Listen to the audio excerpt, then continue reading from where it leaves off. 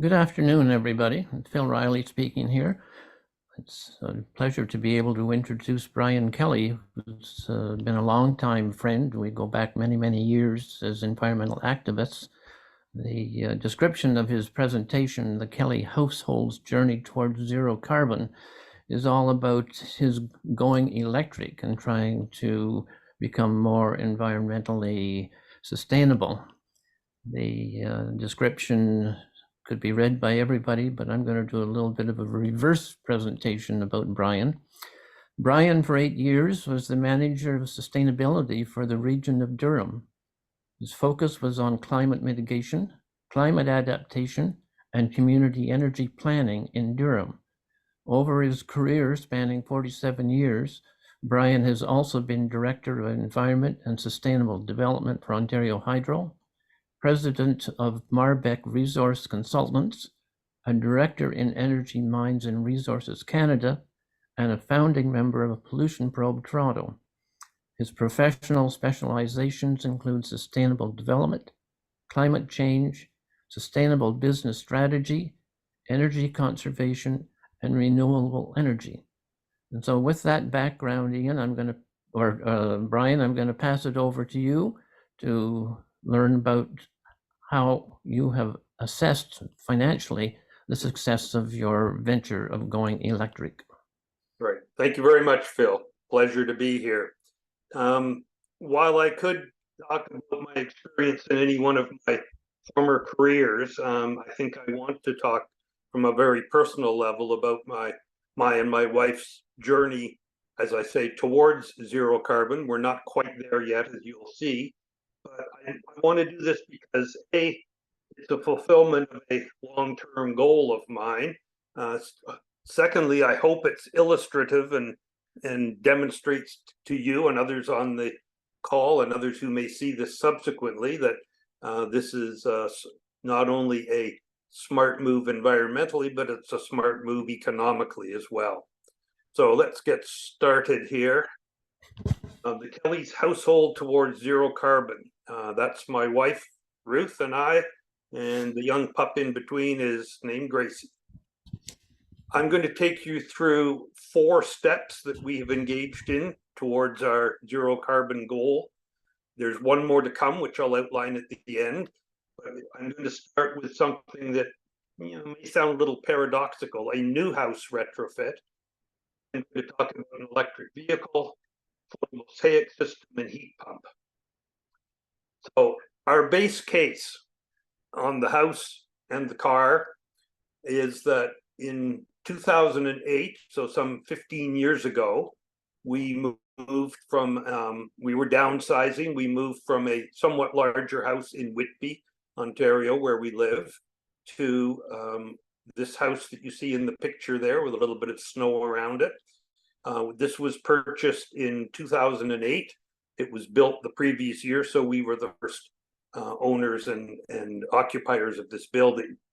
It's a pretty typical house of the period. It's a 2-story detached house, 4 bedrooms upstairs. This one happens to have a walkout basement, which is nice for us.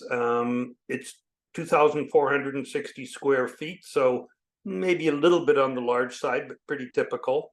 It came with a natural gas furnace, a Train, 94% efficient condensing natural gas furnace, and 1 natural gas fireplace.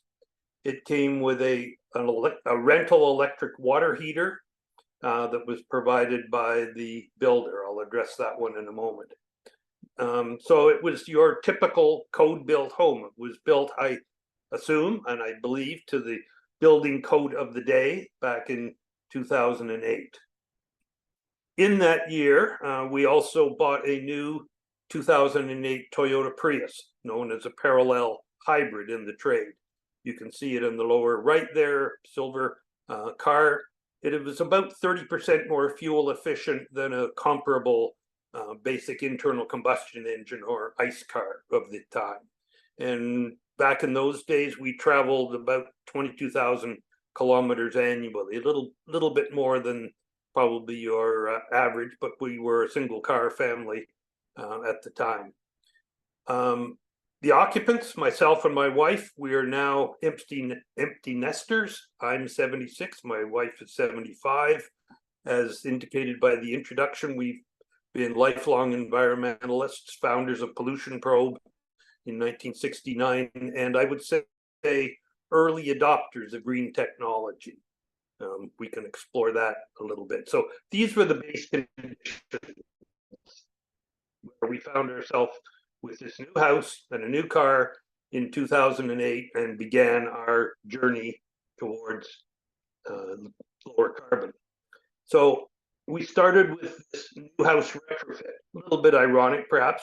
You don't think about having to retrofit a new house, but given what I know about R2000 houses and net zero energy houses, it was nowhere near up to snuff as I would have wanted it. But that was the house that was available, and it was in the right place at the right time at the right price.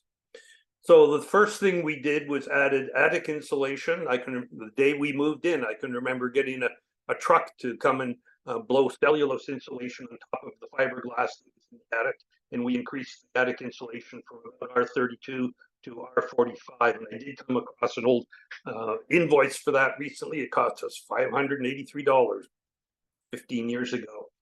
As I mentioned, the house came with a conventional electric water heater. We replaced that. I may regret doing this with an inline gas-fired water heater. I've got an asterisk there because you might say, why would, given where you were going, why would you do that?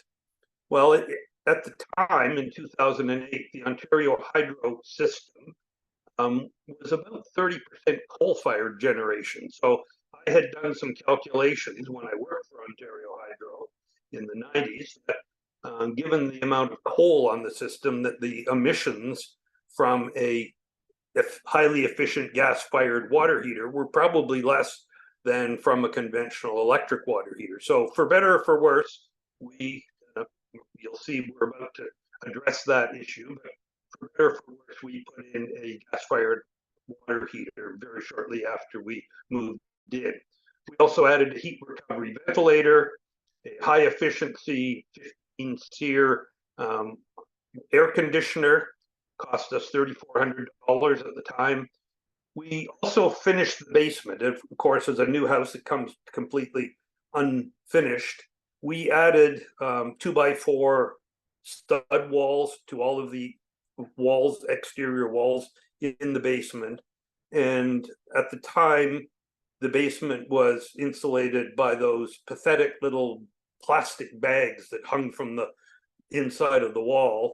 That was code. They claimed that was R8. I doubt very much if it was actually R8. But given that we added R12 in the stud walls that were fully insulated, vapor barriers, etc., we increased the wall insulation in that basement significantly. Over the years, lots of caulking and weather stripping to reduce air leakage. We did put a gas fireplace into the basement, an infrared one. Over the years, we replaced our gas mower with an electric lawnmower, which I love. Into more recent times, in 2018, so about 5 years ago, of course, you're 10 years into the house, the black shingles that were on the roof are starting to fail. So we changed, had a roofing job done, but I, by this point, was very sensitive to issues of urban heat island effect. So I insisted that the shingles that the roofer wanted to replace with the black ones be a light brown or yellow high albedo shingles. That's albedo, not libido. And to this day, we have a light colored roof that I believe helps us save energy in the summertime for air conditioning and radiates less heat into the local environment. At the time, we also added a waterproof membrane over the entire roof under those shingles, which is not standard practice.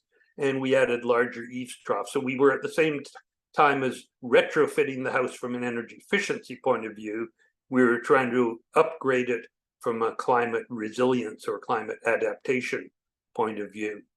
Along the way, of course, we got high efficiency appliances like refrigerator, clothes washer, dish dryer, and our lighting bed basically got converted from incandescent to compact fluorescent to LED lighting, so that I don't think you'd be able to find an original incandescent lamp in the house. Step two, electric vehicle. So by 2018, we were ready to replace our trusty Toyota Prius, which was now 10 years old and had over 200,000 kilometers on it. And we were very pleased on our 48th anniversary, June the 6th, 2018, to take delivery of a new Tesla Model 3. You can see my wife there on the left. This is where we picked up our new car. She's there with her matching color coordinated purse, looking at the new vehicle. It took a year for us to get that car. We put in our order in June 2017. We had to wait a year. And those of you who are sensitive to dates will also realize that that was 2 days before Doug Ford's conservative government came to power in June 2018. I'll come to the significance of that in just a moment. So the car, we got an upgrade to a long-range battery, enhanced autopilot, red color, some premium upgrades, etc. The total list price of the car, manufacturer's suggested retail price was, as you see, $73,300 plus taxes, all the GST and delivery fees, etc. Came to a pretty whopping $83,000 at the time. I'll comment on that in a moment. Fortunately, at that time, there was still significant rebates in place from the previous Liberal government. They began to disappear within a month or so, but I can remember the day we took ownership, I was very determined to get my application for the $14,000 rebate into the provincial government, because all signs were that the Conservatives were coming to power and they were going to trash many of these conservation incentives, which indeed they did. In the process, we added a Tesla charger connector, cost $715 directly from Tesla. Put that in our garage. There was an installation cost you see there, so a total of close to $2,000 for the charger. There was a rebate at the time from the Conservative or the Liberal government of $858. So all of these costs you'll see I'll summarize in a moment. And I will say we have enjoyed both the fuel savings and the maintenance savings for over 5 years. We've had this car for just 5 years, best car I've ever had. And I would say that decision, which we made in 2017, it took a year to implement it because of the backlog on orders, but I think that was probably the most impactful step in our decarbonization journey, and I'll come to summarize that in a moment. So what about the costs and savings going to an electric vehicle? That's the price, $83,000 minus the $14,000 rebate. The cost of a new internal combustion engine car then was probably in the order of $45,000. And remember, we were basically at the end of the useful life of our Toyota Prius. We needed to buy a car. So my point is that the differential between the purchase of a conventional piece of equipment and a high efficiency electric piece of equipment is the number that you really want to look at. And the differential, I think, was about $18,000. The experience has shown that the fuel savings between gasoline and electricity are about 5 to 1. So it would cost me $100 in gasoline to take a trip that would cost me about $20 in electricity, particularly if you're charging in your garage overnight and the off-peak rates. We are currently traveling about 17,000 kilometers a year. My estimate, I haven't tracked this, of course, but my estimate is that the fuel savings at today's gas costs are about $2,000 a year. Now, Brian, can I interrupt you just for a minute? Yeah. Your voice is breaking up an awful lot. And so it could be that you're too far from your mic? Yep, I'll lean into it then. Okay, thank you for that, Thank Phil. you. My estimate is that we're saving about $2,000 a year in fuel costs. That, of course, depends on the current cost of gasoline and how much travel we do. One of the pleasant surprises was that the maintenance costs on this car, and I believe most electric vehicles, are very low. We've had this car for 5 years. We've spent a total of $400 in maintenance, and that included, towards the end of the fourth year, about a $200 brake maintenance job. So very low maintenance cost. Tesla basically does as much work on the car in your driveway as they can. So where there were minor replacements and repairs required, Tesla came to us and did it in our driveway. So my estimate is that the maintenance savings are probably about $500 a year compared to a conventional car where you have to do oil changes and spark plug changes and tires and mufflers and all those sorts of things. So my estimate is a gas and maintenance savings of about $2,500 per year from the electric vehicle. That gives me a simple payback period if you divide the 18,000 differential cost by about 2,500 per year estimated savings, a payback period of about 7 years for that step in our journey. Next one, photovoltaic system. In late June, so just over a year ago, we added a PV system to our house. And I say after many years of procrastination. So we had looked at the microfit program for a number of years. We'd had estimates from various suppliers. The estimates generally were in the $35,000 to $40,000 range on this house. I found that despite the fact that the savings were the electricity was valued at a high rate under the FIT program, we weren't able to do it at the time. So just over a year ago, we installed a 9.9 kilowatt system, fairly large for a residential system. You can see here on the upper right-hand corner, some of the equipment that goes on your wall. That's the cable coming down from the roof into a shut off here, and this cable then goes into your electrical box. So our system is set up so the electricity comes off the roof, it goes into our electrical box in the basement. We consume it first in the house. Pardon me, take a break here. It's consumed first in the house if we have that much load. If not, it is exported back out through our electrical meter here into the local hydroelectric or the local electricity grid, and we are on a net metering arrangement, so we get a kilowatt hour credit for that. At night, of course, when the sun's not shining, or in the dark days of winter when you're not producing that amount of electricity, you draw electricity through the meter and you're charged for it. So we have 22 panels installed by a company in Markham, Ontario called Terawatt Solar. In this lower right-hand picture, you can see the day after the installation, that's me standing out on the balcony of the walkout basement. You can see 12 of those panels on the south-facing roof overhead. There's 2 more panels in a horizontal configuration on that small roof immediately over my head. And then on the west side of the house, there's another 8 panels. We basically maxed out the capability of our roof to support the solar system. Now, speaking of roofs, I want to draw your attention to this nice, flat, unhitched roof on the left side.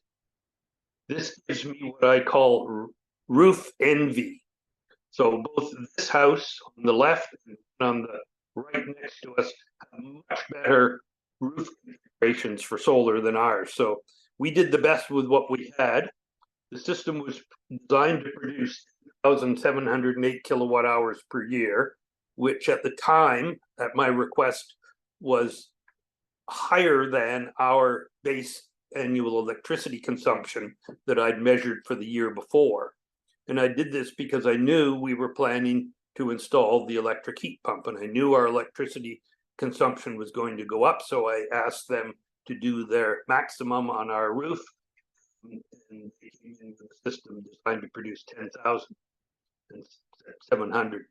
I'm actually very pleased to say that we system over the last year, from July the 1st to June the 30th, produced just over 12,000 kilowatt hours. So it actually overproduced. I'm told this isn't unusual. The installers basically underestimate a little bit so that you're not complaining to them that your system didn't meet what they designed it to meet. And as mentioned, we have this metering contract with our local electricity supplier called Lexicon Energy. I can get into that a little bit later. So the cost of this system, this very large 9.9 kilowatt system, was $20,935, including all the permits, the installation, and the taxes. Now, step 4, heat pump. A little bit of a caveat here. Ideally, if I'd had my act together better, we should have installed the heat pump before the PV system, because I'm a bit of a nerd about collecting statistics, and I would love to be able to clearly demonstrate what the impact of the heat pump was on our system without confusing the record keeping by suddenly having this solar electricity generator on the roof feeding into the system. I can tease apart the numbers, and for art's sake, I will do that one day, and we'll have a good discussion about that, Art, and we'll talk kilowatt hours or gigajoules, not dollars. But the month after we had the PV system installed in July, in June 2022 last year, we replaced our natural gas furnace and our air conditioner, both of which were 14 to 15 years old and coming to the end of their expected life, and replaced it with a Mitsubishi Zuba, that's the brand and model designation, called a high efficiency cold climate heat pump. This one had a 10 kilowatt backup electric resistance heater in case of really cold weather where the system might not be able to hold the set point on your thermostat. The Mitsubishi Zuba is probably the top of the line heat pump. As you might gather from the Tesla, I tend to buy top of the line equipment. It was installed by a local company called Infinity Home Heating and Air Conditioning of Whitby, which I've been very happy with. They seem to know what they're doing. The total cost of this system, including all installation and taxes, was $24,747.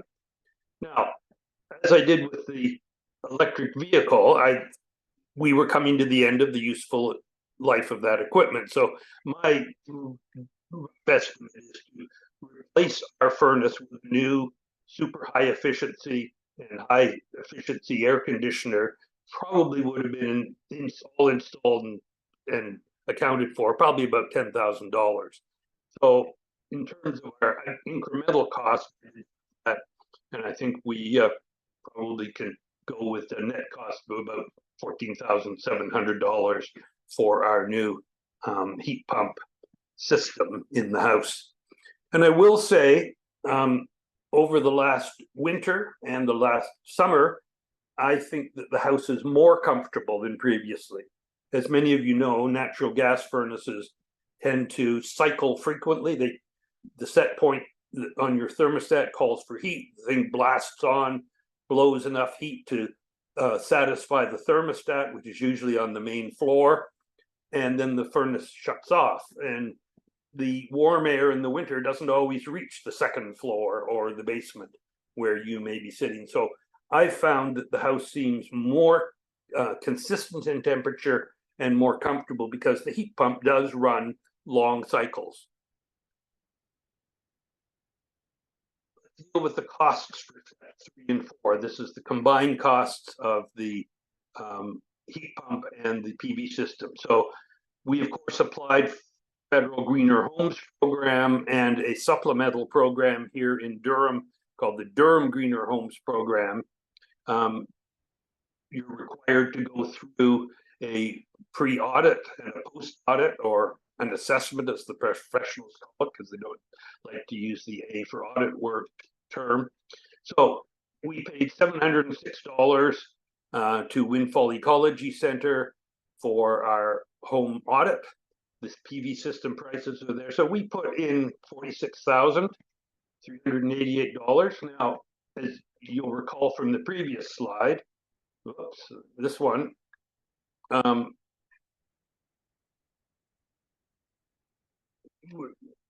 think we should really be dealing with the net costs here. We'll talk about that in a moment. The rebates that we qualified for. So, as you know, there are federal and in some cases local rebates. So we got $600 to almost cover the cost of the audit. We got $5,000 from the federal program, and since you can stack them,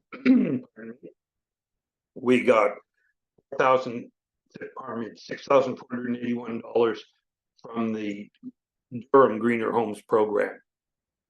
So this analysis shows that 56% of our total costs, taxes, and everything in covered by our rebates. So about a quarter of the cost covered by rebates. These are the gross costs, of course. This is not accounting for the net cost when you consider that we would be replacing the HVAC and air conditioning system anyway. The net cost after rebates was about $34,307. And the reason I present all of these cost numbers is that most of the people that I talk to, friends, colleagues, neighbors, and so forth, they don't deal in joules or kilowatt hours or cubic feet of natural gas.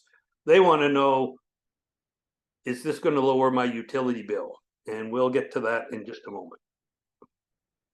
So, what were the savings for steps 3, the heat pump system, and 4, the PV system?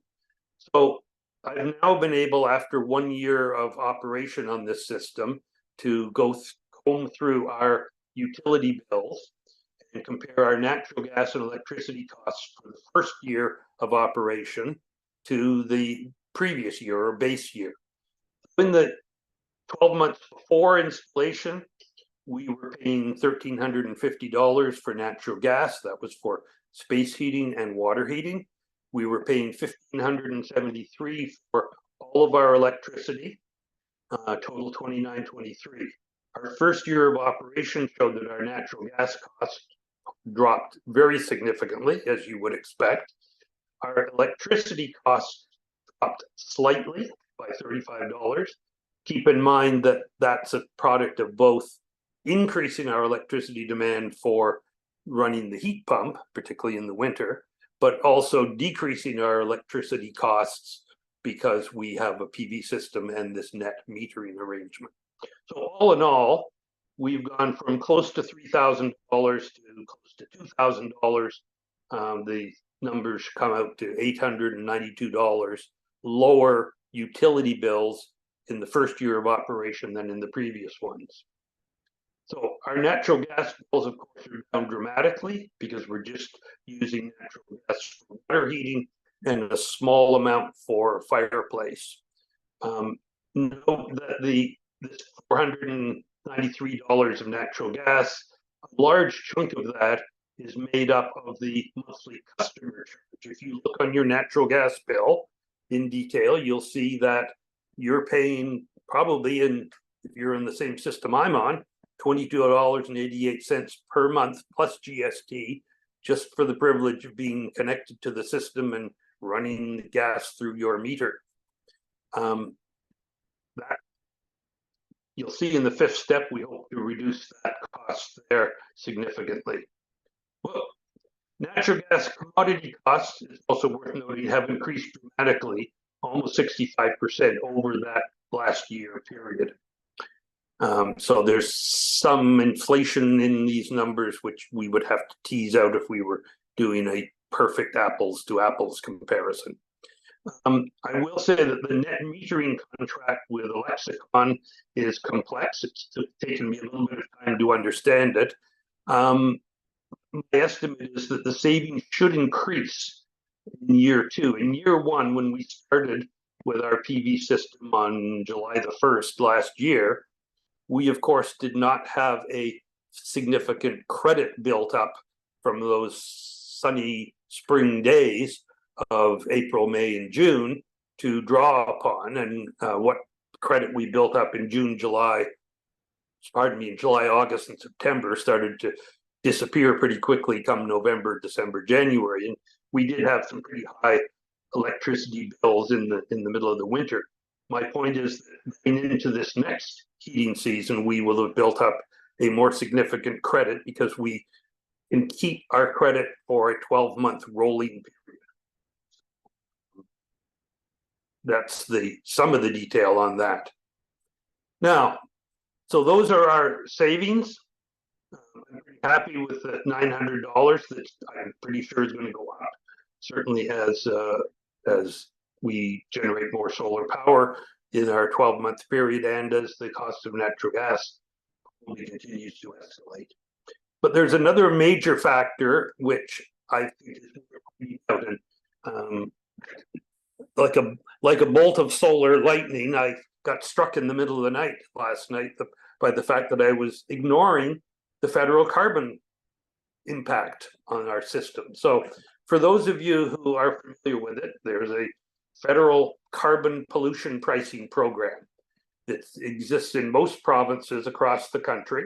The exceptions would be British Columbia, Quebec, and the Northwest Territories, which have their own carbon pricing program. So the federal program doesn't take effect in those provinces. So when I talk about the federal carbon pollution pricing program, if PP, Pierre Poilievre were talking, he'd be calling it that nasty carbon tax. So this is what we're talking about. This is levied on all fuels at the retail level at a current rate of $65 per ton of CO2e emissions. And it is rebated. I call this a rebate, a fee bait, because it's a fee and then a rebate. It is rebated to all households at a flat rate of $732 per person per year for a two-person household in Ontario. Now, this number varies across the country by a number of factors, but in Ontario, for a two-person household like the one I'm in, we get back on a quarterly basis $732, so that the federal government can claim that this evil carbon tax, the PP, doesn't really result in out-of-pocket costs for the average citizen. So I calculated this morning that we currently, over the last year, paid $32 annually on the small amount of natural gas that we consume for heating. And yet we receive $732 annually in these quarterly climate action incentive payments, CAIP as it's known. So it's important to note this because it's a significant number. We have a net income as a result of our retrofits of $700 per year currently. Now, I say retrofits, that covers both vehicle, because we're not paying the carbon fee on gasoline, and our home heating and cooling, because we're not paying the carbon fee except for the small amount of natural gas. Now, it's also significant to note that the price of the carbon pricing program is currently set at $65 per ton. It's, according to legislation, scheduled to rise more than double to $170 per ton in 2013. So this is a factor in our cost, which is going to become much more important as the years go by. So in 7 years, we're going to be receiving about 2.5 times as much from this program. So my point here, sort of tongue in cheek, is that the climate action incentive program should become the climate action reward program, or payment CARP, for us carbon savers, because this is a not insignificant amount of income as a result of not paying the carbon tax but collecting the rebate. So to summarize that, and I'm moving quickly to close here, savings, total financial savings My estimate for the car, as we went through, is about $2,500 plus per that we're currently saving as a result of our electric vehicle. After our next step, which I'll discuss in a moment, that should be at 2,500 still. The house is at 892. After step 5, which I'll address in a moment, that'll go to 1,385. Our carbon price is currently netting out at 700. That's going to go to 732 quite soon, I believe, and that is going to increase significantly. So overall, our savings, and I'm just talking dollars here, are about $4,000. But after our final step, that's, I'm estimating, going to be $4,600 plus. So we're within range of a $5,000 annual savings as a result of our decarbonization efforts. And it looks to me like in my read editing, I've lost a slide here. So I will apologize and I will try and cover that. You may remember that we're still consuming a bit of natural gas for our water heating. And it is our intent to take the fifth and final step, and I apologize, I've fumble-fingered and lost the slide here. Art may have that slide though in the slides he's going to provide as a result of this. I think he does have all of the slides. So we are about to replace our inline gas-fired water heater with a heat pump water heater. We have an estimate, we have a cost. It's probably going to happen next month. And at that point, we will disconnect our natural gas meter. We will terminate our account with Enbridge Gas, and we will be totally off of the natural gas system and complete the final step in our decarbonization journey. Along that way, we will no longer use natural gas for our fireplace. We will probably end up, just for ambiance reasons, replacing that gas burner with an electric simulation gas or electric powered fireplace. So that is our fifth and final step I alluded to. I do have a few lessons learned along the way. And I'm going to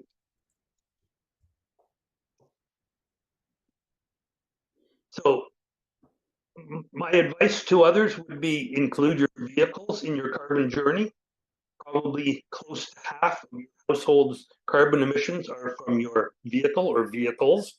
The more you have and the more you drive, the larger that is, of course. The vehicle decision was relatively easy. It did take a year to get the vehicle, but that 1 year was nothing compared to the 15-year journey we've been on in terms of the house. You need to phase your home energy retrofits, starting with the thermal shell, improve the thermal shell and undertake your efficiency upgrades, and ideally end up your last being photovoltaic, adding the photovoltaic system. Try to avoid doing it like if you're a purist for numbers, try to avoid doing it like we did and confusing matters by putting in the PV slightly ahead of the heat pump. Your home retrofits will take time. It is a bit of an arduous journey from base case through to our system. We could have done it faster, but there are lead times and lag times built into the system, particularly if you're applying for government financial assistance. Those rebates are important to nudge your decisions. There were a few times where, had it not been for the availability of the rebates, we probably would have stalled out on our decision. Don't forget along the way to look at climate adaptation measures appropriate to your house. That may be on-site stormwater treatment and percolation. It may be light colored shingles like we did, maybe increasing the size of your eaves troughs and downspouts to prevent over-the-top flooding and so forth. Make the optimum use of your auditors, advisors, and rebate programs. Here in Durham, I'm pleased to say, and I laid the groundwork for this program when I was at Durham, We have a program that's fairly generous and is an add-on to the federal program. And there's a free energy auditor advisor function along with that local program. You need to choose your installers carefully. There are still companies out there that don't know what they're doing in terms of heat pump installation and PV installation. Don't forget to account for those carbon charge savings. They are significant, about $700 in our case. And I guess my last two pieces of advice to people is embark on this journey for the carbon reductions, but justify it by the economics. Most people like to feel that they're not making illogical economic decisions, and the climate rebate programs help them do that. In our case, I want to pursue carbon reductions as close to zero as I can, and I justify it by the economics. And lastly, I'm a bit of an old fogey in terms of social media, but I have noticed that there are people out there who make their living by being influencers. They are influencers, you know, for fashion, for fitness, for health, and any number of them can be seen on social media flogging their product or service and asking you to imitate them. So in that regard, my objective is to become a carbon influencer, and through our experience in this house, influence others, neighbors, friends, and you folks to undertake a similar journey towards zero carbon. And with that, I will wind up. Thank you. Okay, well, thank you, Brian. Just a quick comment. Unfortunately, your voice broke up all the way through your presentation, and Really? a few people were concerned about the situation. Art was wondering whether you need a new microphone because I probably do. Yeah, but anyway, that's just recognizing comments that I received as sort of the host of the program. So Okay. We have to live with what is. I'm afraid, I'm sorry. My apologies for that. If I'd known my microphone was that bad, I would have tried to do something about it. But Yeah, well, anyway, we didn't want to interrupt you while you were going along because most of the information was coming through in a clear enough fashion that people would be able to follow your logic. My only comment is, like you, I was an early adopter of electrification, and I get about $9,000 a year from Ontario Hydro for the electricity that I produce from my microgrid. And with two electric vehicles and all of the other modifications to our house that was built in 1889, we're living quite comfortably at a fairly moderate annual expense. So enough from me. At this part, Phil, I think it's important to point out to people that you were wise enough to participate in the microfit program in the early years. So you're getting paid probably about 82 cents a kilowatt hour for the electricity that your PV system is putting onto the grid. And 80.2. 82. 80.2. Okay, 80.2. Okay. Yeah. So you got in at just after the very opening of that program. So that's why you're getting that whopping sum of $9,000 per year, because you're basically exporting solar power to the grid at a high rate of payback or buyback from the utility.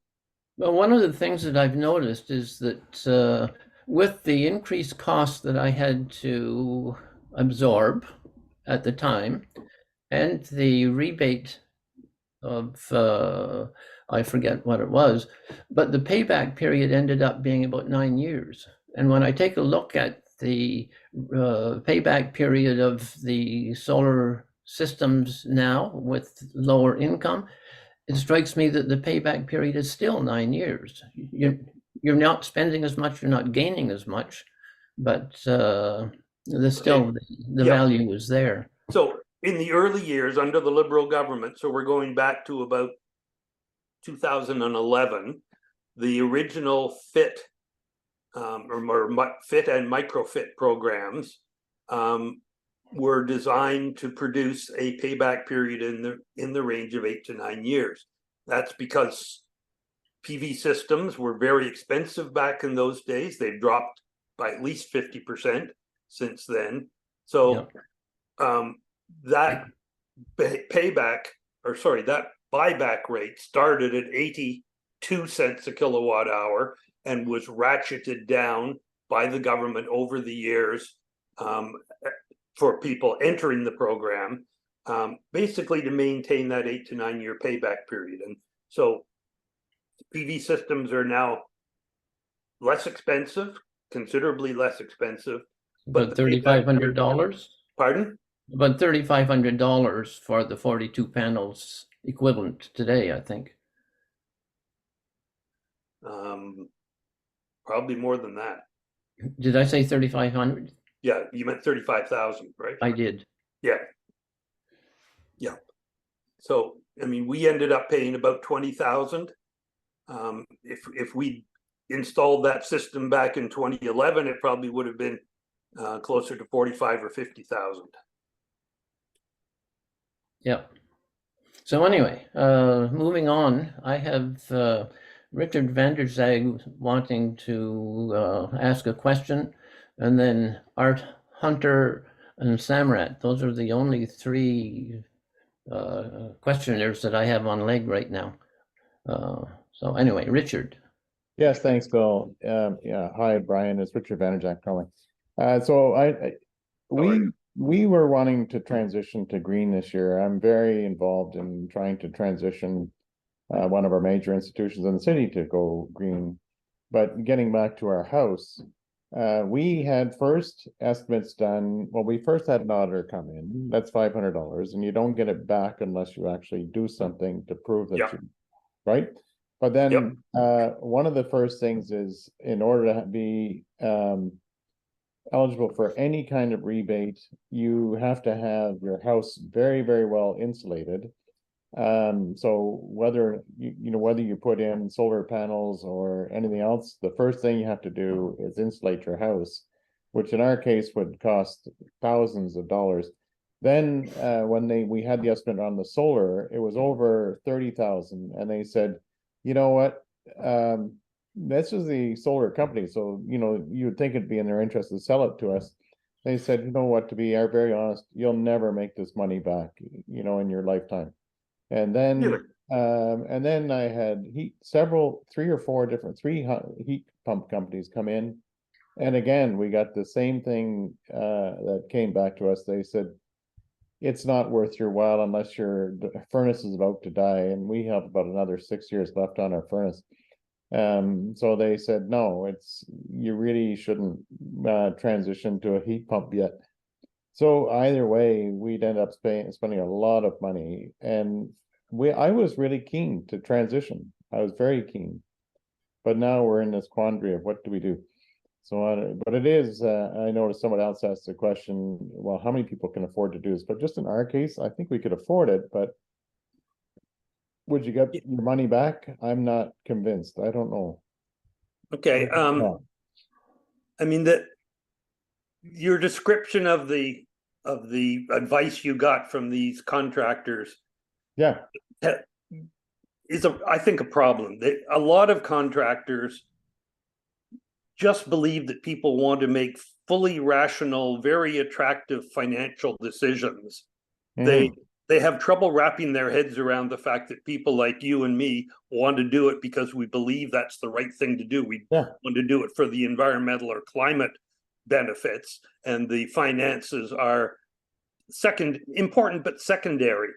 So yes, I've come across contractors who don't get it and basically poo-poo your plans and try to convince you it's not an immediate beneficial economic decision for you. And I think that's unfortunate.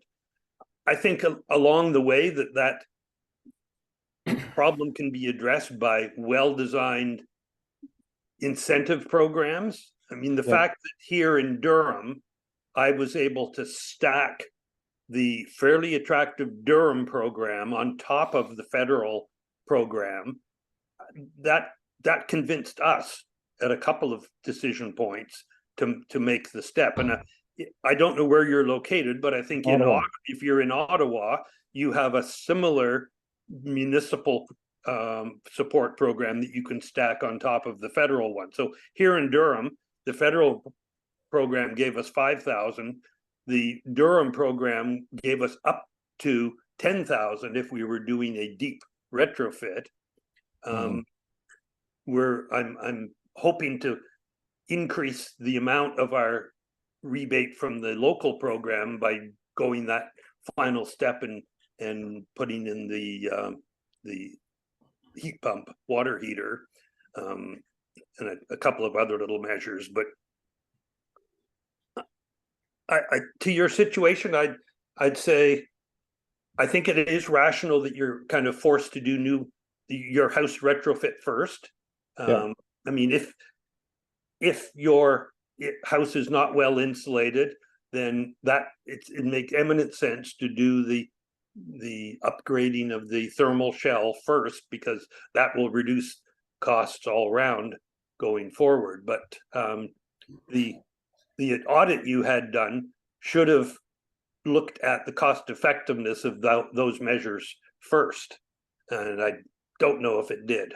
Yeah, I wasn't convinced the auditor was very good, actually. And actually, we have builders here right now putting on extra insulation. So they're outside banging on the house. Good.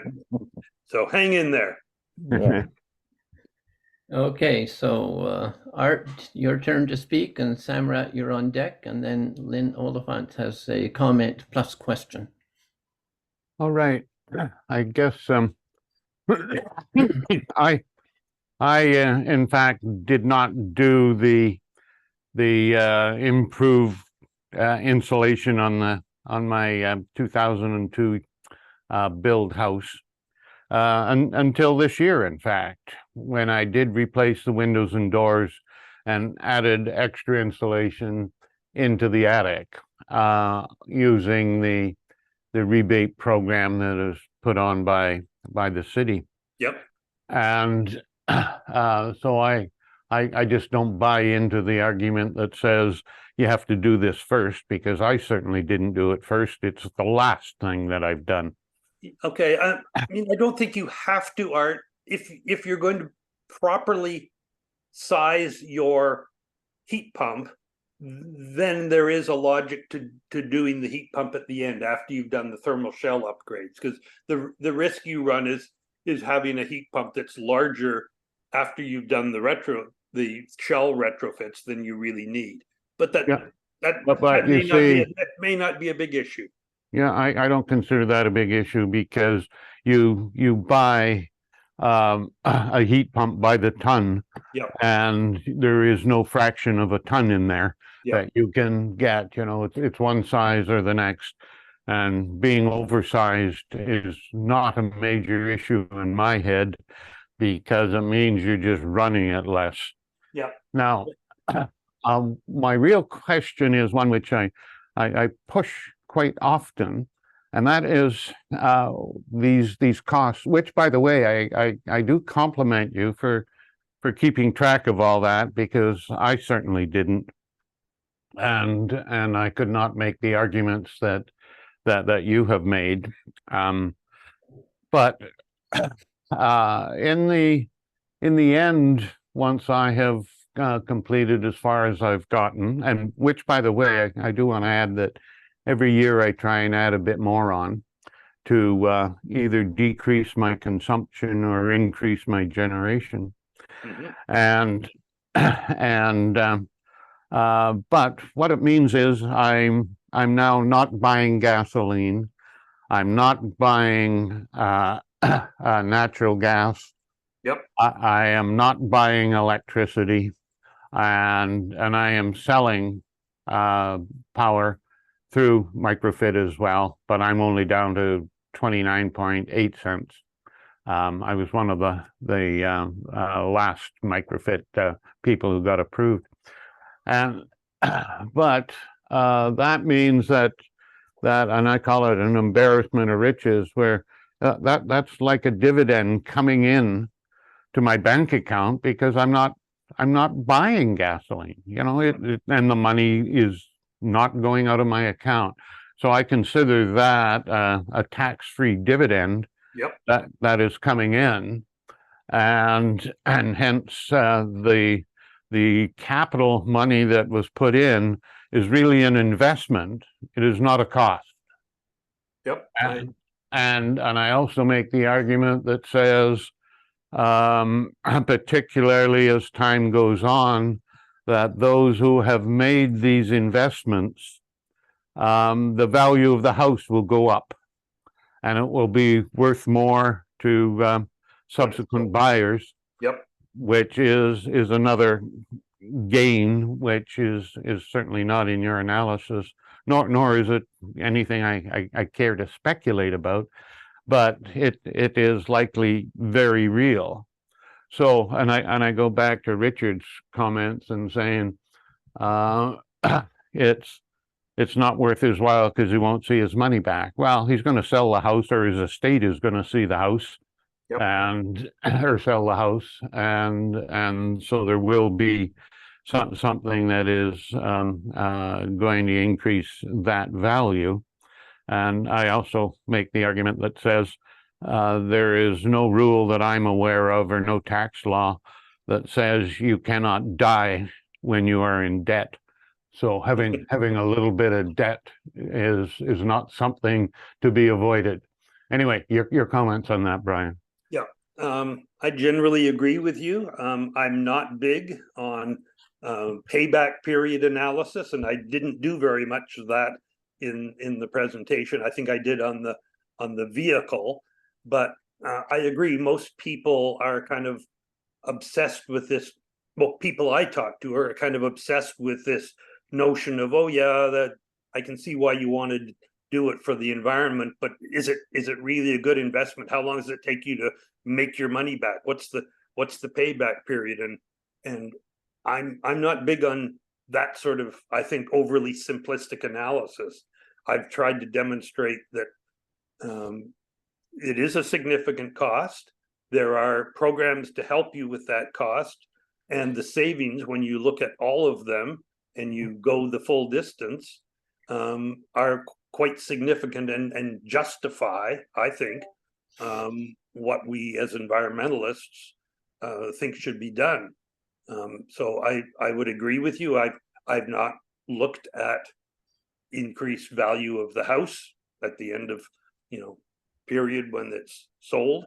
That is a factor. We could have done the same with the automobile.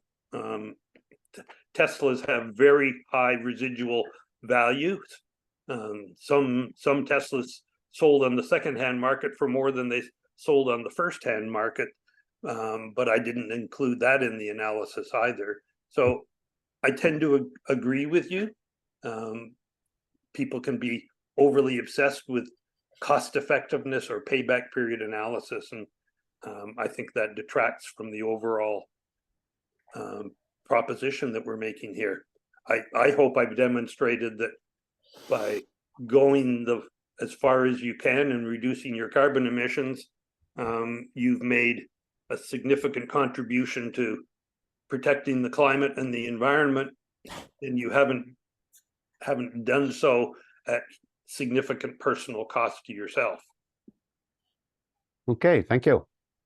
So before Samrat takes on, Brian, I have a comment that is more in the future, and that is, do you know of any organization which is helping to promote the resale of homes that have been upgraded to the extent that you have done and that I have done? It all goes back to marketing of what it is that we have achieved. Well, Phil, if you've, and I'm sure you have, followed the ups and downs of various proposals over the last decade to have houses, when they are put on the market for sale, rated for their energy consumption. And that is a step that has been resisted lock, stock, and barrel by the real estate industry. But so what you're talking about is having a simple audit like the EnerGuide home energy audit on a house, and having part of the disclosure of information at the time of sale be what the utility bills on that house are and what upgrades have been made to that house. So there's a mechanism. It's been, I think, well researched. So far, the politicians and the real estate industry have been successful in preventing that going into the marketplace, but there's been lots of work done on this. Okay, well, thanks for that. Samrat, your turn, and then Lynn Oliphant will follow. Yeah, hi Brian. Really thanks for the presentation, especially the details about how much it would cost. So based on that, my question is, how many people in Canada can currently afford this sort of housing? And then that would help me gauge, because I'm looking at it from an international point of view, is how many people in the rest of the world can actually have such comfort and housing? Yeah, you've raised a pretty big question there.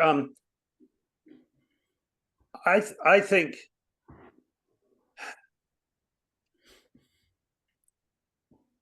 first of all, I think we need to stop building energy sieves in this country. I think we need to significantly look at upgrading our building codes. I know the federal government's been promising this for decades. I mean, I was in the federal government in the 1970s, and we were talking about the need to upgrade national building codes then.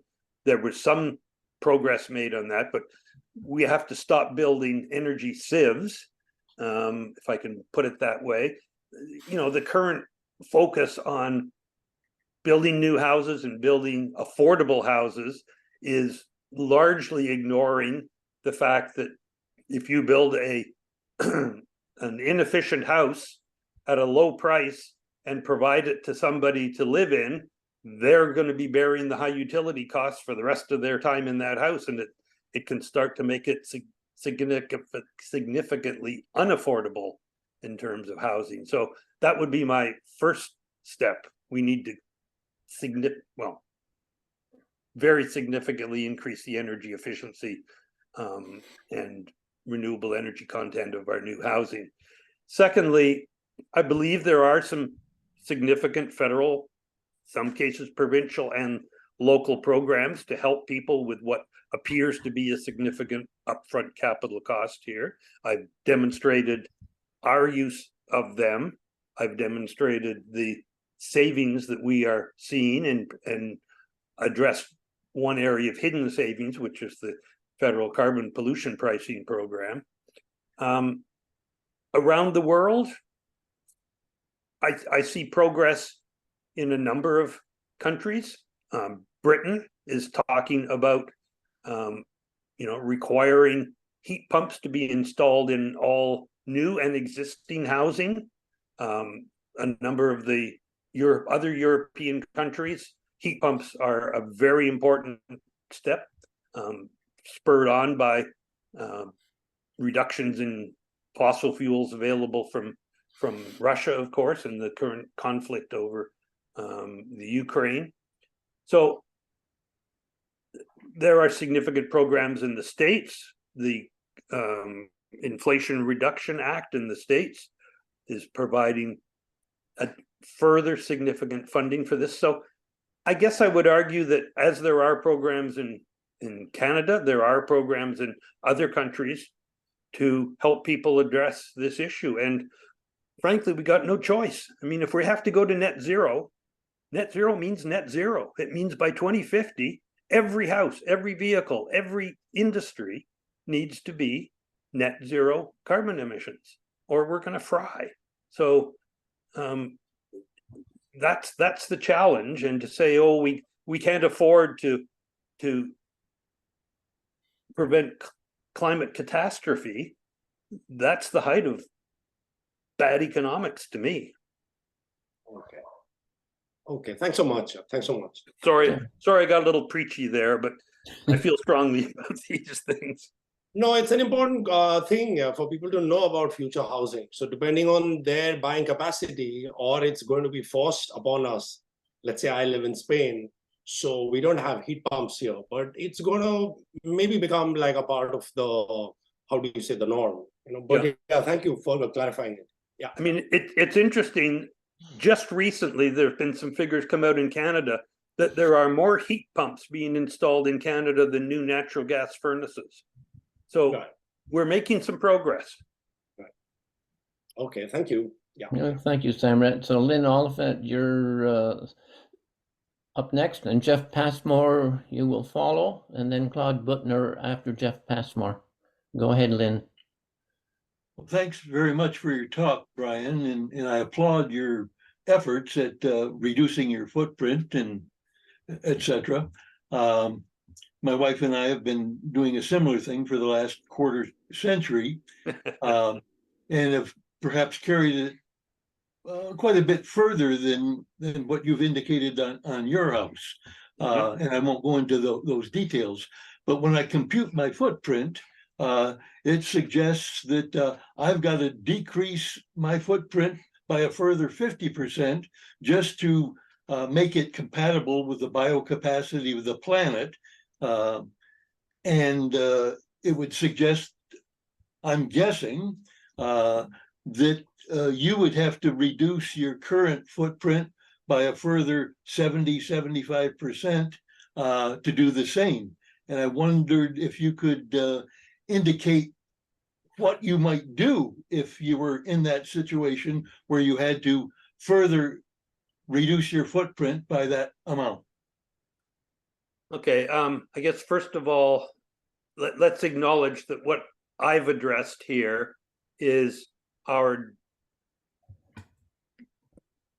level 1 and level 2 emissions. So the emissions from burning gasoline and natural gas, and to some extent the embodied emissions in the electricity consumption. So, we're pretty lucky here in Ontario. We're largely carbon free. I hope that remains the case on our electricity system. So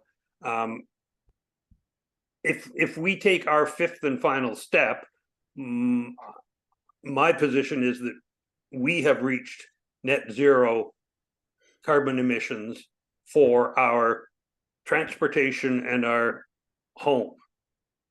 I recognize that doesn't include all the embedded emissions in the food we buy and the waste we produce and the goods and services that we produce. So, beyond the direct carbon emissions in vehicles and homes, there's all of that embedded stuff that we and others address through trying to eat less meat, becoming vegetarian perhaps, traveling, less air travel, less vacation travel, that sort of thing. I guess I have a bit of trouble accepting your instant calculation that I need to reduce my direct emissions by another 70%. I think we're pretty close to zero emissions from our personal transportation and house. Yeah, I'm not talking about necessarily your emissions from your house and your car. I'm talking in terms about your whole ecological footprint. Yeah. Okay. And being able to buy an $80,000 vehicle carries with it a huge footprint, even if it's not theoretically emitting from the tailpipe any carbon emissions. And I agree. I mean, we've got a solar panel array. We have an electric vehicle, but I bought it used because I couldn't afford an $80,000 vehicle, to tell you the truth. We don't have a clothes dryer. We don't have a microwave. We don't have a television set. We collect water off of our roof. We grow our own food. Our main source of meat is road-killed venison. But our footprint still suggests that we've got to reduce another 50% if we're going to have us meet the world biocapacity average. And that's still considering the fact that we're at that rate, we're still causing major biodiversity crisis. I don't see how the people of the developed world are going to be able to address what needs to be addressed. You've acknowledged it needs to be addressed.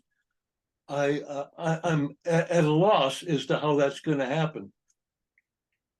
Because you're unusual, right? Yep.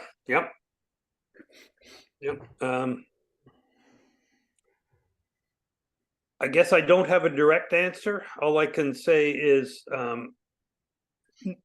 understanding a little bit about the implications, understanding a fair amount about the implications of climate and biodiversity loss. I think we have no option if we believe in the value of society continuing. We have no option but to do everything we can to address this issue. And there's direct carbon emissions, and then there's all those embedded indirect carbon emissions in our goods and services that we consume. And we don't have a lot of time to address these, but I believe we must. Thanks. Okay, so Jeff and then Claude. Well, Lynn's comment about ecological footprint is a nice segue into the question that I had. But hi, Brian. It's been many years since. It has been, Jeff. Good to hear you. Yeah. And actually, 20 years ago, or even more than that, when you and I were working on energy efficiency and renewable energy, we were pushing for the exact same point that step one is energy efficiency and conservation. So I'm glad to see you're still at it. Thank you. And I'm still at the renewable energy side. So Good. Anyway, there you go. Yep. Yeah, I mean, the best thing for the ecological footprint will be when, I'm dead. That'll reduce my ecological footprint to zero. Well, almost, I guess, depending on how I'm, whether I'm cremated or whatever. So, but my question to you, Brian, was just about if you could speak to the end of life concerns regarding PV panels and car batteries, and also, where the elements are going to come from. Are they coming from the Congo? Are they coming from the Ring of Fire? And of course, First Nations have already expressed their concerns that First Nation, that the Ring of Fire development will really screw up their lifestyle. So, any thoughts? Yeah, I have some thoughts. Let me take give you the gentle answer before I give you the hard answer. I think the gentle answer is, for many years, we have not done a good job at the environmental implications of resource development, from mining to energy and on and on. And I would like to believe that going forward, we can apply all of the lessons we've learned over the last 50 or 60 years on making development projects more energy efficient, more environmentally appropriate, et cetera, et cetera. We don't have to assume that lithium only comes from the Congo at great human and environmental costs. We don't have to assume that lithium for batteries has to come from the Thacker Pass at great environmental costs. And sometimes we take the worst case and multiply that out over the projected demand for these minerals and so forth. So I just want to believe that we're a little smarter now than we were 40 or 50 years ago. But let me get to the harder question. A mentor of mine and yours, Jeff, by the name of David Brooks, who's still alive, by the way, used to say, you have to break some eggs to make an omelet. And I'm going to go out there and I'm going to say, maybe to save the world, maybe to get a handle on climate change and prevent climate chaos, we will have to break some eggs. We may have to here's a hard word, sacrifice some small areas for development of critical minerals and products to enable this transition. So, there's lots of evidence of fossil fuel wastelands and mining wastelands around the world, and I'm not advocating for those, but I am advocating for the fact that if we're going to be absolute purists and say no development, no extraction should take place unless it is 100% pure, environmentally impact free, I don't believe that reflects a reality, and I don't believe it reflects the stakes that we're facing in climate and biodiversity loss. So yeah, there may have to be some areas that we don't leave in pristine condition because we desperately need, in the most efficient way possible, some of those minerals. Now that's probably going to get me into trouble with some people on the call and others, but I do feel that we have to break some eggs to make an omelet. Well, thanks for that, and thanks for reminding me that David Brooks said that. And in fact, there's a very clear parallel for that in the bioenergy space where I work, where there are those who feel you can't cut down a single tree. So I don't want to open that Pandora's box on this call, but anyway, I think that's a very good point. You got to break some eggs to make an omelet. So thanks for your comments, Brian. Okay, you're welcome, Jeff. Okay, well, interesting comments. Claude Butner, you're up, and Richard Vanderjag, you have a secondary question. And Dave Doherty, I don't know whether you want to make a comment or form your comment into a question. That's the only reason that I'm neglecting you. So anyway, Claude, go ahead. So thank you, Brian, for a very interesting presentation. And no, I'm not going to give you a hard time on your comment, although that would make you part of the bright green camp. Yeah, that we're going to build our way into a successful future. So my question actually has to do with my own personal experience going all the way back to the 1980s and my interest in building a house that by definition would use less energy. Earth sheltered movement was very big back then. I think that was before fracking, and we just mined our way into, oh, never mind. We'll just get more energy and we'll heat and we'll air condition what we need. I'm acutely aware that the average American home is about 2,100 square feet. I apologize, I did not prepare this in advance with square meters, which I would have liked to have for the record here. And yet globally, it's 750 square feet. So in round numbers, 2.5, 3 times as large. And the financing is all geared around conventional housing. So Earth Sheltered is unconventional. And what my wife and I ran across was that at every step of the way, from finding a contractor who would do it, which was a startup, to finding financing, which, it's like, we don't finance white elephants. I mean, that was the attitude. And so I'm going to suggest in a 2050 world, all of conventional housing might be seen as white elephants. Oh, you have to invest so hugely in technology in order to heat and cool it during the extreme weathers. So what makes sense, and this is very ancient knowledge, the Mandan, go to Google Images and go Mandan house. And yes, you'll see a lot of current houses for sale, but you'll also see some very ingenious group houses that were built out of timbers for extremely severe weather in North Dakota. And so the North African troglodyte homes, which were featured, by the way, in the first Star Wars. Do you remember that scene, the desert house? That was a real house. They actually went to it to film. A house that had, I don't know how old it was, but it was an old house. It wasn't built for the movie. It had been old knowledge, and people knew that this is the way to build. So I'm going to invite you to speculate a little bit how, for example, if you had a house that used, I'll just grab a number, 1/3 of the energy was required because you had so much thermal mass working for you in the surrounding mass of the house and the walls. You know, your PV would be a fraction of the size. Your Yep. everything would be a fraction of the size. Maybe not your hot water. You'd probably still use the same amount of hot water.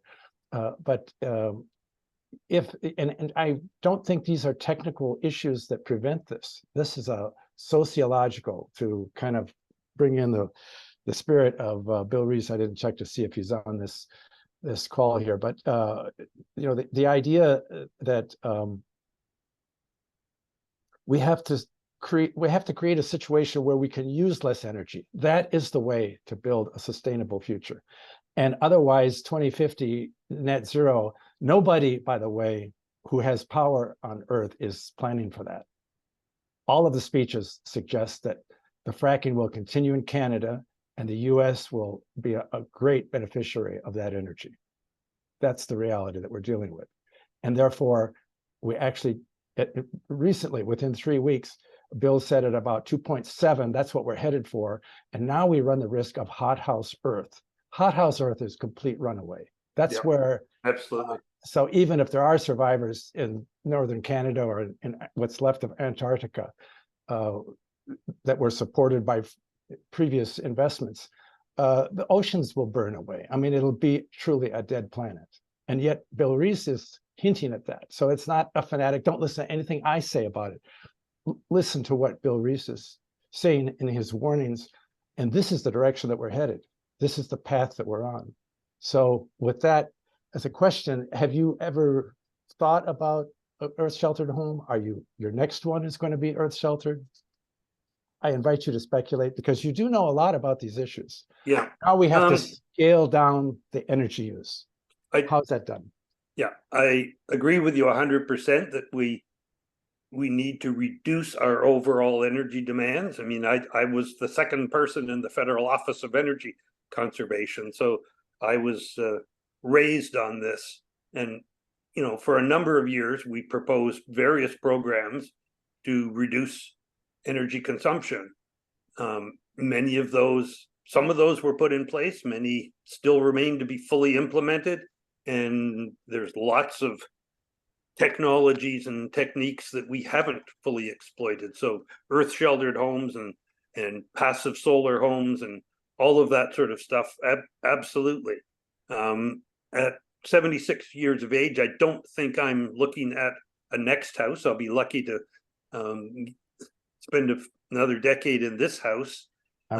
So I don't think I'm going to be personally on the leading edge of net zero energy homes, but I will certainly be cheering on from the sideline and you know, saying this is absolutely necessary because the stakes, as you point out, are so high. Hothouse Earth is what we are going to leave to our children, not our grandchildren, our children. If we don't get our act together, now I'm getting, my voice is probably breaking up even more because I am getting a little bit emotional here. I think there are signs of positive change here. I think the fact that a number of federal governments, including ours, despite all the warts, are seized with this issue. I believe there are massive citizen efforts and initiatives, voluntary and otherwise, taking place around the world. I guess I choose to be an optimist. I know what Bill Reese is saying. I mean, heck, when I was at Pollution Probe in the early 70s, I gave public addresses on the report of the Club of Rome, you know,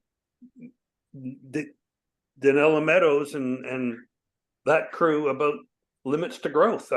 You know, that's part of what I grew up on. I can remember standing up in public fora with those black and white computer generated graphs of the collapse of the global system and talking about it. So you don't have to convince me. I guess I just see that there has been progress, there is progress, and I choose to be optimistic that as a species and as a society, we can grapple with this issue. It won't be pretty. It won't be pure.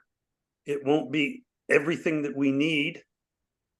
But I choose to believe that we can deal with climate breakdown. We can prevent it. And we've got the technology and the smarts and the money to do so. Sorry, end of lecturette. Thank you so much.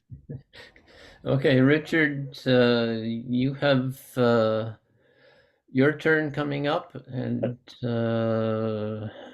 So thank you, Brian. I just have one question for you. If theoretically speaking, of course, if a hospital were to be building an expansion and a new campus, and it were to build it without the use of fossil fuels, would it then be eligible for a rebate? You know what I mean, as opposed to doing a retrofit, and you have now gone from gas to, say, non-fossil fuels, but it's talking about a new development. Would it be eligible for a rebate?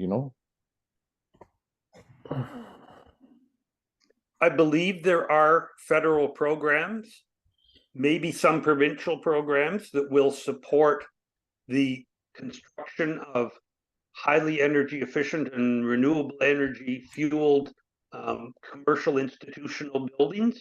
I know here in my town, in the town of Whitby, the town is proposing to build a major new sports complex. So swimming pools, ice rinks, indoor and outdoor facilities.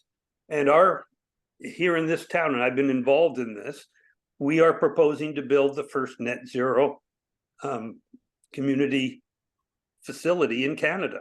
And we have a proposal into the federal government for $25 million to support the energy efficiency and renewable energy impact or elements of that new facility. It will be very similar to a hospital, the example that you've quoted. It will rely on solar panels, on ground source heat pumps, and it will be essentially a net zero energy recreation facility. There are examples of that in the healthcare community too. Yes, I know. I'm just wondering which organization do you then check with to make sure what rebates they're eligible for and so forth. Well, start with your member of parliament. His office shouldn't. I don't have the names off the tip of my tongue of these programs, but there are federal and in some cases provincial, probably not in this province, a provincial program, but there are certainly federal programs on municipal infrastructure that will provide significant funding to get you over the goal line. I think it's something like the federal energy efficiency infrastructure program, words to that effect. But a simple search on that, or going to your MP's office, particularly if he's an MP that's sympathetic to this, should turn up those programs. Again, I don't have it right on the tip of my tongue or on the desktop here. Okay, but there are programs to support that. They're not yet funded fully to the extent they would need to be to build every new hospital and sports complex. Sure. We're in early days on many of these, but there are federal programs that are funded in part by the carbon pollution pricing program, in part to fund pioneers in this area. Sure. Thank you. Okay, well, thank you very much, Brian. That last comment is one worth recording on your piece of paper as a result, so that you got the ability to go back and do that research. We're at the end of recording time, so it's time to have a thank you for your presentation. And then we will have another period of time where we're not recording, but we can still have some interesting debate. I've got a personal question that I've alerted you to that I would like to have a discussion about. Yep. And that'll be the first thing that I introduce once we get into the non-recorded session. Okay. So, Dave or Jean? Thank you, everyone. Right. Thank you, Brian. I wanted to point out before I start that I put a link in the chat to a news story about Canada investing in energy efficiency for a regional hospital in Nova Scotia. Oh, So perfect. that's perhaps a place to start if anybody's interested in looking into the matter. Fascinating. I probably have the details to try to do my own calculation of where we would stand. I think probably we are nowhere close to saving as much money as you did in your program. We haven't gone ahead with solar because it has been, in our experience, quoted to us as being far too expensive. The quote that I got, you mentioned somewhere in the neighborhood of $20,000. I just got a quote and it was closer to $50,000 Oh, for a similar size system. really? Well, then Yeah. I think you're being ripped off. Oh, exactly. So as a consumer, you have to be very careful of what it is that you're looking to get in the market. Yeah, absolutely. Absolutely. We did investigate a geothermal heat pump, and essentially what we were told is you don't have enough property and you cannot possibly put in a suitable system on your property. We're very shallow soil on our site. In places, it's probably within 2 meters of the surface, and it gets frozen every winter at the moment. So we went ahead with an air source heat pump. We've done a wide variety of other things. I actually wrote a book about it called "Do Yourself a Favor, Live Lightly, Live Better." And if you're interested, you might want to go in there and look at all the different things that we have found, not just our own experience, but about a dozen different sources that we investigated and corroborated. A lot of people were suggesting various things would be useful, some of which we used, and I tried to put them all in the book. So it might be an interesting comparison for you to do. And I'm certainly going to go back and look through our records and see if we can come up with some kind of estimate. Back to the point about what Art said. Yeah, we should have jumped on it when it was 80 cents. Yeah. Yeah. Really too bad that we couldn't do that. Anyway, thank you very much for the talk today. It was really fascinating, and I'm sure I'm going to go back and look at it again. And thank you to everybody else for sticking with us through the audio problems. We don't know the source of that. It wasn't obvious in our preparation meetings. No. And I know I, for one, was able at least to follow everything and really enjoyed your slides. Thank you. Yeah. So perhaps we'll get you back in future when we know about what else you've done. Yep. Well, there is step 5, and I inadvertently dropped that slide. So I'd be happy to, the tail end of some future presentation, just bring people up to date on whether we took that step and what the impact was. Yeah, cool. Okay, so for everybody else who is watching the video, I'd like to share this screen with you. We invite you to become a member of the club if you wish. Certainly visit our website. You can sign up for our weekly Stay Informed newsletter. You'll see all the new things that have come out through the club. We are a registered charity if you'd like to make a donation.